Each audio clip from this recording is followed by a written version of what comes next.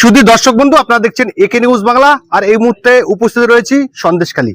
একদম ঠিক শুনেছেন, সেই সন্দেশখালী দিনের আলোর মতো পরিষ্কার হয়ে গেছে যে ইলেকশন কমিশন পরিষ্কার চক্রান্ত করছে যে পশ্চিমবাংলায় বিজেপি সরকারকে আনতে হবে। তাহলে কি করতে হবে? যেসব বিধানসভাগুলো বিজেপি জিততে পারে সেই সব বিধানসভায় বিজেপি বিরোধী ভোট যে কোনো প্রকারে বাতিল করে দিতে হবে, তাদের নাম কেটে দিতে হবে।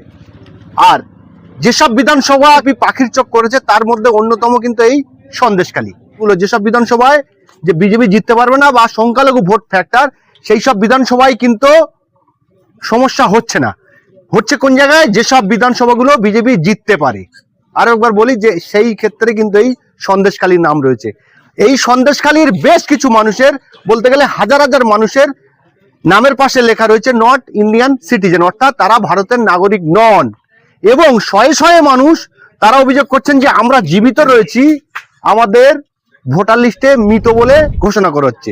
1995 সালে আমাদের ভারতের নির্বাচন কমিশন টিএন সেশন পরিচয়পত্রের সঙ্গে ছবি লাগিয়ে যাদের স্বীকৃতি দিয়েছে, আর 1 মিনিটে ফর্ম 7 ফিল আপ করে তার নামে অভিযোগ করে তার নামটা কেটে দেওয়া হচ্ছে যে তিনি ভারতের নাগরিক নন। তো হালখেল্লা, এত হাস্যকর ভারতের সংবিধান বা ভারতের নির্বাচন কমিশন হতে পারে না।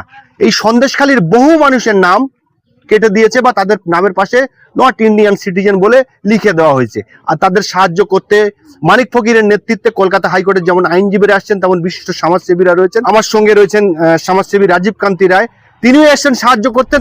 একদমই, এটা যে আমরা অনেক দিন ধরে বলে আসছি, এই কথাটা প্রমাণিত হয়ে গেছে আজকে নয়। বিহারেতে যখন এসআইআর হয়েছিল গত বছর, তখন এটা প্রমাণিত হয়ে গেছে। বিহারেতে বিজেপি বিরোধী যে বুথগুলো ছিল, যে বুথগুলোয় প্রধানত বিরোধী ভোটার, বিজেপি বিরোধী বা বিজেপি জোটের বিরোধী ভোটার যে বুথগুলোয় বেশি ছিল, সেই বুথগুলো থেকেই বেশি পরিমাণে এই এসআইআরে নাম বাদ গেছে। আমরা দেখেছি বিহার একটা 7 কোটি জনসংখ্যার রাজ্য, সেখান থেকে 65 লক্ষ ভোটারের নাম বাদ দেওয়া হয়েছে। সেই দিনই কিন্তু আমরা বলেছিলাম, মানিক ফকির বহু বছর ধরে বলে যাচ্ছে বিজেপি এই সিএ এনআরসি এইসব করে ভারতীয়দের নাগরিকত্ব কেড়ে নেওয়ার একটা ষড়যন্ত্র করছে। তার মধ্যে মূল লক্ষ্য অবশ্যই সংখ্যালঘু। আজকে মানিক ফকিরের কথাটা এই যখন এসআইআর হচ্ছে, সেটা একেবারে জ্বলজ্বল করছে, সত্যি প্রমাণিত হয়ে গেছে। আমরা এখানে এসেছি কোনো রাজনীতি করার জন্য আসিনি। আমরা এখানে এসেছি দুটো কারণের জন্য। প্রথমত, মানবিকতার তাগিদে এসেছি, যাতে মানুষ যারা বিপদে পড়েছে, যারা আজকে হাহাকার করছে, তাদের পাশে দাঁড়ানোর জন্য। এটা মানুষ হিসাবে একটা নৈতিক কর্তব্য। কারণ আজ থেকে হয়তো বেশ কয়েক বছর পরে আজকে যাদের এই নাম বাদ যাচ্ছে, তাদেরকে যদি আজকে আমরা বাঁচাতে না পারি, তাহলে তারা বা তাদের পরবর্তী প্রজন্ম যখন হাহাকার করতে করতে মৃত্যুমুখে ঢলে পড়বে, তখন তারা আমাদেরকে প্রশ্ন করতে পারে যে যখন তোমার সহনাগরিকরা বিপদে পড়েছিল তখন তোমরা কি করছিলে।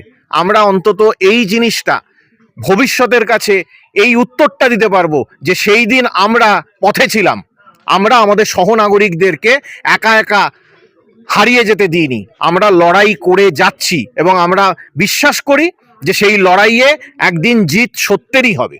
আর তার সঙ্গে আর একটা জিনিস, সেটা হচ্ছে গিয়ে আমরা নিজেরাও জানি না যে কারা কারা নাগরিক থাকতে পারবে, কারা কারা থাকতে পারবে না। বিজেপি এটা একটা বৃহত্তর ষড়যন্ত্র করছে।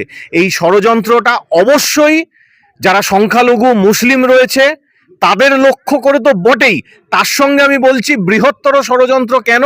কারণ বিজেপি এইটা করছে বাঙালির এথনিক ক্লেনজিং করার জন্য, অর্থাৎ গোটা বাঙালি জাতিটাকেই ভারতবর্ষ থেকে মুছে দেওয়ার জন্য, বাঙালি জাতিটাকেই আবারও উদ্বাস্তু বানানোর জন্য বিজেপি এই জিনিসটা করছে। আমাদের লড়াই এই যে বিজেপির ষড়যন্ত্র, এই চক্রান্তকে ব্যর্থ করার জন্য, এই চক্রান্তকে রুখে দেওয়ার জন্য আমাদের লড়াই। তাই আমরা শুধু এই সন্দেশখালীতে নয়, মানিক ফকির সারা বাংলার বিভিন্ন গ্রামে গ্রামে ছুটে যাচ্ছে। দেখুন, শহরাঞ্চলে যারা বিপদে পড়ছে বা যারা বিপদে পড়বে, তাদের কথা অনেক যারা বড় বড় মিডিয়া রয়েছে, সন্ধেবেলা ঘন্টাখানেক ধরে নানা রকম আড্ডা মারেন টিভি চ্যানেলেতে বসে, তাদের হয়তো দু চারটে কথা সেই সব মিডিয়াতে শোনালেও শোনাতে পারে। কিন্তু এই যে গ্রাম বাংলায় সাধারণ মানুষেরা রয়েছে, যারা নুন আনতে পান্তা ফুরোয় অবস্থা, খেটে খাচ্ছে, তাদেরকে যদি এই এসআইআর করে তাদের যদি বেনাগরিক করে দেওয়া হয়, তাদের কি অবস্থা হবে, তাদের ভবিষ্যৎ প্রজন্মের কি অবস্থা হবে? পুরো প্রজন্মের পর প্রজন্ম শেষ হয়ে যাবে। সেই মানুষগুলোর কথা এই আপনাদের মতো যারা সংবাদ মাধ্যম রয়েছে, আপনাদের মতো যারা একেবারে গ্রামগঞ্জ থেকে উঠে আসা মানুষদের খবর দেখান, তাদের মধ্যে দিয়েই তো আমরা সাধারণ মানুষের কাছে পৌঁছে দেবো, সারা দেশের কাছে, সারা পৃথিবীর কাছে পৌঁছে দেবো। আর আমরা চেষ্টা করছি যে অন্তত এই মানুষগুলোর পাশে একটু দাঁড়ানোর, যাতে তারা লড়াই করার সাহসটা পায়। দেখুন, এই লড়াইটা কেউ একা জিততে পারবে না। এই লড়াইটা, এই যে ক্রিকেটের ওয়ার্ল্ড কাপ চলছে, একজন ব্যাটার, একজন ব্যাটসম্যান খুব ভালো রান করলো, সেঞ্চুরি করলো, তাহলেই কি ম্যাচ জিতে যাব আমরা? না, পুরো টিমটাকে ভালো খেলতে হবে। এইটা একটা লড়াই, এই কোনো লড়াই একা জেতা যায় না। এই লড়াইটা আমাদেরকে সংঘবদ্ধভাবে, ঐক্যবদ্ধভাবেই জিততে হবে। সেই ঐক্যের বার্তা দেওয়ার জন্যই আমরা আজকে এখানে এসেছি মানিক ফকিরের নেতৃত্বে। 1995 সালে তখনকার নির্বাচন কমিশন টিএন সেশন পরিচয়পত্র তৈরি করে দিয়েছিল ছবি দিয়ে, আর বর্তমান 2026 সালে এসআইআর হচ্ছে, মানুষ জীবিত রয়েছে, ফর্ম 7 ফিল আপ করে বলছেন মৃত। ভারতবর্ষের মতো একটা দেশ, সারা বিশ্বে ভারতবর্ষের নাম সম্মানের সঙ্গে নেওয়া হয়, সেই দেশের যখন নাগরিকপঞ্জি অর্থাৎ ভোটার তালিকার নাম নথিভুক্ত করা হচ্ছে, এত আলকেল্লাভাবে, এত হাস্যকরভাবে কেন করা হচ্ছে? আপনি একজন মহাপুরুষের নাম বললেন, টিএন সেশন।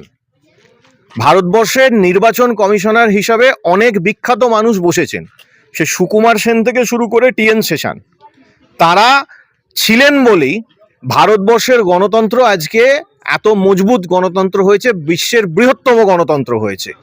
আর আজকে যে চাটুকারটা ওই নির্বাচন কমিশনারের চেয়ারে বসেছে, সে নির্বাচন কমিশনার নয়, সে ওই নির্বাচন কমিশনের চেয়ারটাকে অপবিত্র করেছে।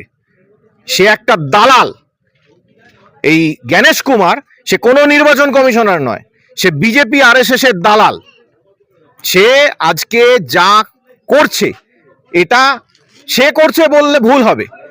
যে কথাটা তার বস ওই নরেন্দ্র মোদী আর অমিত শাহ বলে দিচ্ছে, বিজেপি আরএসএস যা বলে দিচ্ছে, ও হচ্ছে ম্যানেজার, ও শুধু এক্সিকিউট করছে। ওকে বলে দেওয়া হয়েছে বাংলা থেকে একেবারে পাইকারি হারে মুসলিমদের নাম বাদ দিতে হবে, বাঙালিদেরকে নাম বাদ দিতে হবে ভোটার তালিকা থেকে, বাঙালিদের বেনাগরিক করতে হবে, মুসলিমদেরকে উৎখাত করতে হবে, উদ্বাস্তু করতে হবে। সেই লক্ষ্য নিয়ে ও আজকে এই এসআইআর এর নাম করে এই নির্যাতন করছে। আজকে একে নির্বাচন কমিশনার বলবেন, একে বলুন নির্যাতন কমিশনার।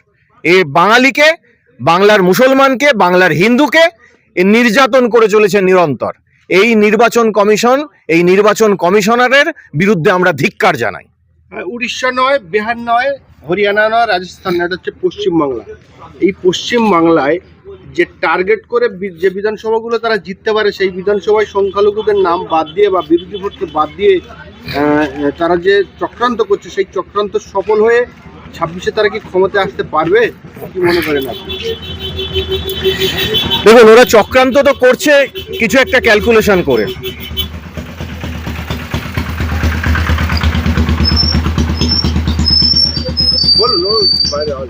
ওরা চক্রান্ত তো করছে কিছু একটা ক্যালকুলেশন করে, ওরা অঙ্ক কষে এই চক্রান্তটা করছে। কিন্তু আমাদেরকেও লড়াই করতে হবে। আপনি লড়াই শুরুর আগেই যদি ভেবে বসেন যে বিরোধী পক্ষ জিতে যাবে, তাহলে তো আপনি শুরুতেই হেরে বসে রয়েছেন। কোনো সৈনিক যুদ্ধে নামার আগে এটা ভাবে না যে সে যুদ্ধে জিততে পারবে কি পারবে না। আপনার কাজ হচ্ছে যুদ্ধ করা। আমরা সেই যুদ্ধটা করছি, আমরা সমস্ত সাধারণ মানুষকে একত্রিত করে ঐক্যবদ্ধভাবে সেই যুদ্ধটা করব। আর আমরা এটা বিশ্বাস করি, ওপরওয়ালা যেই থাকুক, সে ভগবান হোক, আল্লাহ হোক, গড হোক, আমাদের সঙ্গে রয়েছেন। আমরা যদি ঐক্যবদ্ধভাবে আমাদের কাজটা করি, তাহলে অবশ্যই ওপরওয়ালা আমাদের পাশে আছেন এবং আমরা সেই যুদ্ধ জিতবই। মানিক ফকিরের নেতৃত্বে আপনারা এসছেন, মানিক ফকিরের আগেও এসেছিলেন। এই যে অসহায় মানুষদের পাশে আপনারা কেমন ভাবে দাঁড়াবেন, তাদের কিভাবে সাহায্য করবেন আপনারা? দেখুন, আজকে আমাদের এখানে একটা আইনি ক্যাম্প আমরা করছি। কারণ এই লড়াইটার মধ্যে একটা বড় অংশ কিন্তু আইনগতভাবে লড়তে হবে।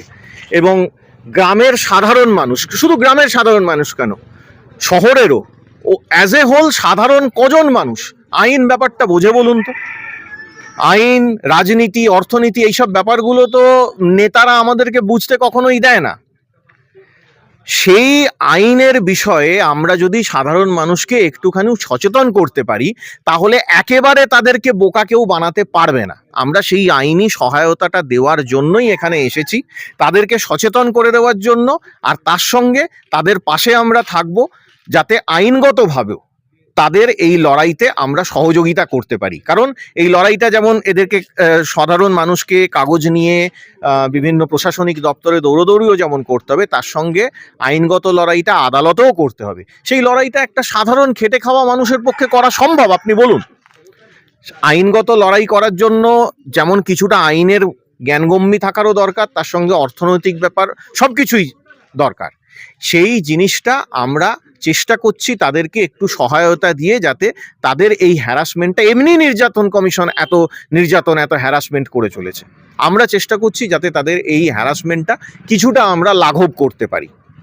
তাহলে তারা কিছুটা বল পাবে এই লড়াইটা করার জন্য।